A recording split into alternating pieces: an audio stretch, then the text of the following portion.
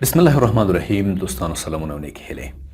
په نن درس کې موږ تاسې راځو چې څنګه پاور پوینټ خلاصو او د پاور پوینټ عمومي انټرفیس څنګه دی، یعنی شکل د پاور پوینټ موږ تاسو لپاره لازم دی چې باید دا وپېژنو چې څنګه پاور پوینټ کوم قسم پروګرام دی، څنګه موږ خلاصولی شو او عمومي په دغه انټرفیس یا سکرین کې کوم څیزونه موجود دي.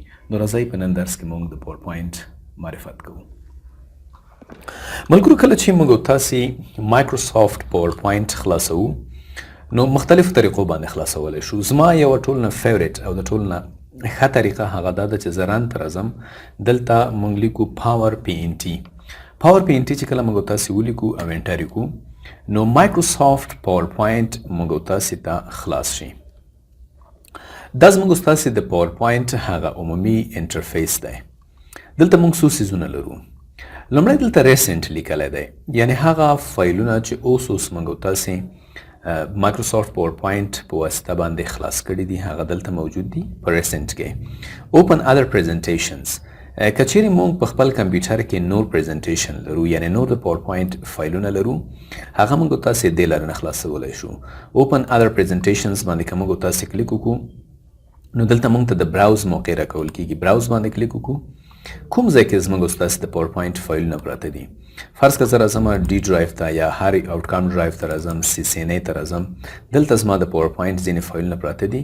دې ځای نه زه هغه فایل انتخابوم، ډبل کلیک ورباندې کوم، هغه به څنګه کېږي، خلاصېږي به.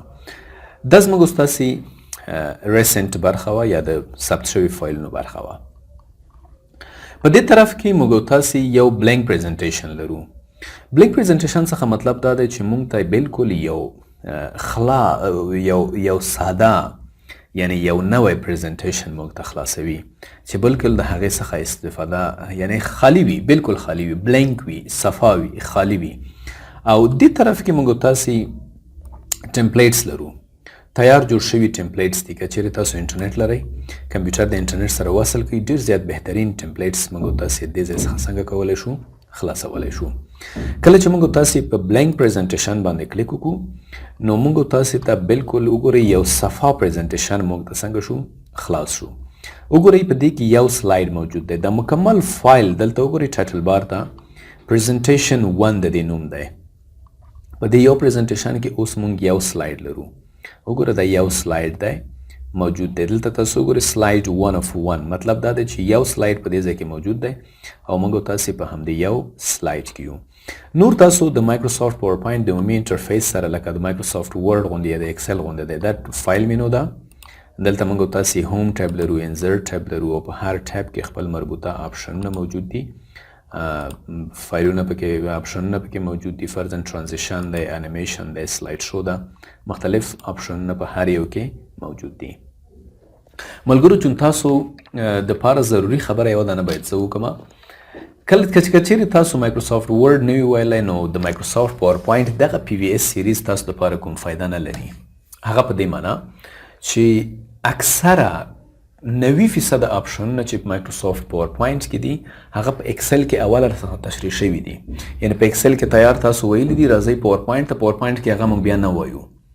نو تاسو دپاره زما په اصطلاح مشوره دا ده چې که چیرې تاسو د مایکروسافټ پاور پوینټ د دې پریزنټیشن د دې پی وي ایس څخه استفاده کول غواړئ نو لومړی باید تاسو د مایکروسافټ ورډ پی وي ایس وګورئ.